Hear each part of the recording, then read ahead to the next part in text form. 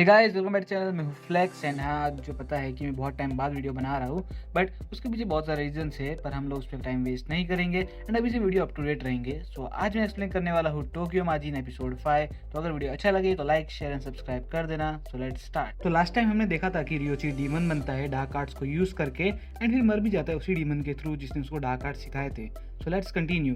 Episode की शुरुआत में हमें ट्रेन का सीन दिखाया जाता है जहाँ पे सब कुछ नॉर्मल चल रहा होता है, तभी एक बंदा अचानक से बेहोश होकर गिर जाता है एंड देन हम लोग देखते हैं कि एक और बंदे का घर का सीन दिखाया जाता है जहाँ पे वो भी सेम कंडीशन में रहता है एंड ऐसे बहुत सारे केसेस फैल रहे होते हैं। देन हमें एक सीन दिखाया जाता है जहाँ पे रियो तात्सुमा और क्योची को बाय बोल के जा रहा होता है। फिर हम देखते हैं कि सब लोग किसारागी के घर पे बैठे रहते हैं और क्योची बोलता है कि हमें अभी तक पता नहीं चल रहा है कि एग्जैक्टली क्या हो रहा है और रियो तो भी जा चुका है। तभी यूया बोलता है कि मैं बिलीव नहीं कर सकता मैंने जो देखा, एक पर्सन डीमन बन गया।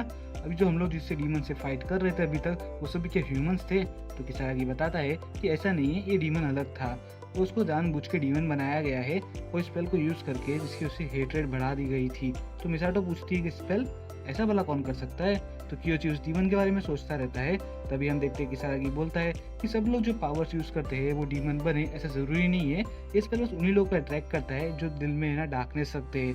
तो यूया बोलता है क्या डार्कनेस, किसके दिल में डार्कनेस नहीं होती भाई। तो मिसाटो बोलती है ये हमारी फाइट है, हमें मासूम लोगों को बचाना होगा, मैं जितने हो सके उतने लोगों को बचाना चाहती हूँ एंड हो सके तो उन लोगों को भी बचाना चाहती हूँ जो डीमंस बन चुके हैं।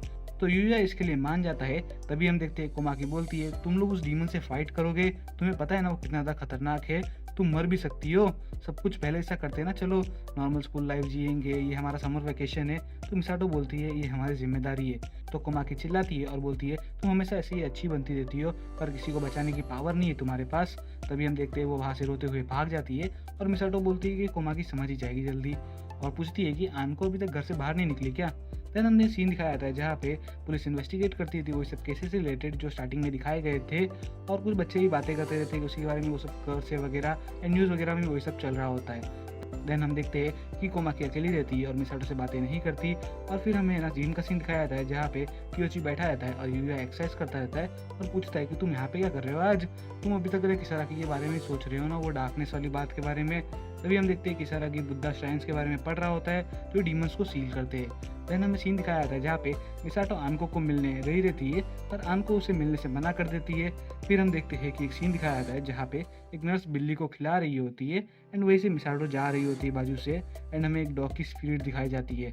फिर हम देखते हैं कि कोई एक एल्बम खोलता है एंड उसमें मिसाटो का मिडिल स्कूल का फोटो रहता है एंड वो डीमन सोचता है कि सब कुछ बहुत ज़्यादा इंटरेस्टिंग चल रहा है। देन हम देखते हैं कि मिसाटो फिर से आनको को मिलने गई रहती है एंड उसकी मॉम आनको को मिलने को बोलती है पर वो नहीं सुनती। तभी मिसाटो उसके रूम के बाहर बैठती है और बोलती है कि तुमने जो कुछ भी देखा हमारे साथ वो सब तुम्हें डरावना लगा रहेगा बट तुम्हें डरने की जरूरत नहीं, हम तुम्हें प्रोटेक्ट करेंगे और हाँ कल पुल खुले रहेंगे तो हम लोग भी जाने वाले हैं, तुम भी आ जाना स्कूल के अंदर। फिर वो जाते जाते बोलती है कि तुम्हें ना याद है ना तुमने मिडिल स्कूल में जब मेरा इंटरव्यू लिया था वो मुझे बहुत ज़्यादा अच्छा लगा था एंड मैं तभी तुम्हारी फ्रेंड बनना चाहती थी और वहाँ से चली जाती है। देन हमें किसारागी का सीन दिखाया जाता है जहाँ पे वो श्राइन को देख रहा होता है और बोलता है कि ये भी टूट गया। फिर हम देखते हैं कि किसारागी मिसाटो के घर पे कॉल करता है और बोलता है कि मुझे आने में लेट होगा, मैं कुछ काम कर रहा हूँ, मैं एक रेयर विवास ढूंढ रहा हूँ, तो तुम लोग यहाँ सब ख्याल रखना। और वो लड़की बोलती है ठीक है। देन हमें स्कूल का सीन दिखाया जाता है जहाँ पे सब नॉर्मली आ रहे होते हैं, मिसाटो और कोमाकी पूल के इधर रहते हैं और तात्सुमा और कियोची क्लास में रहते हैं और बाकी लड़के बोल रहे होते हैं कि हमें भी स्विमिंग करनी है और तात्सुमा सो रहा रहता है एंड आनको भी स्कूल में आ गई रहती है। तो मिसाटो उसे बुलाती है। तभी हम देखते हैं कोमाकी बोलती है कि तुम्हें ना चूज करना पड़ेगा तुम्हारे लिए कौन इंपॉर्टेंट है, आनको या फिर मैं। तभी हम देखते हैं मिसाटो अचानक से बेहोश हो जाती है और हम देखते हैं कि मिसाटो के सामने कोई एक बंदा आता है पूल के अंदर से और बोलता है कि हम लोग फाइनली मिल गए, चलो चलते हैं। तभी हम देखते हैं तात्सुमा भी क्लास से बाहर कूद जाता है और उसके पीछे पीछे कियोची भी आ जाता है एंड मिसाटो की बॉडी रियल वर्ल्ड में बेहोश रहती है। तो उनका टीचर कियोची को बोलता है कि तुम मिसाटो को साकुरागावा का हॉस्पिटल लेके जाओ, यहाँ पे सब मैं संभाल लूंगा।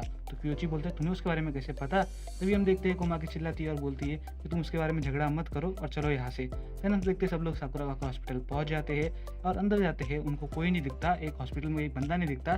तभी हम देखते हैं एक बड़ी सी औरत आती है और बोलती है कियोची तुम आ गए, इनुकामी ने मुझे बताया उस सब के बारे में एंड वहाँ पे वो नर्स भी रहती है जो हम लोग को स्टार्टिंग में दिखाई गई थी, वो बिल्ली को खाना खिलाते हुए। देन हमें एक अलग ही डायमेंशन का सीन दिखाया जाता है जहाँ पे मिसाटो सोई रहती है। देन हम देखते हैं कि वो डीमन बैठा रहता है और तभी वो छोटी सी लड़की जो उसके साथ रहती है वो पूछती है कि तुम मतलब खुश लग रहे हो। तो वो बताता है कि मैं किसी को नया टॉय दिया हूँ, अब देखते हैं वो उसका यूज़ कैसे करेगा। एंड हम देखते हैं कि किसरागी एक और श्राइन के अंदर खड़ा रहता है जो टूटी हुई रहती है। यहीं पे एपिसोड एंड हो जाता है। मिलेंगे नेक्स्ट एपिसोड में, तब तक के लिए बाय बाय।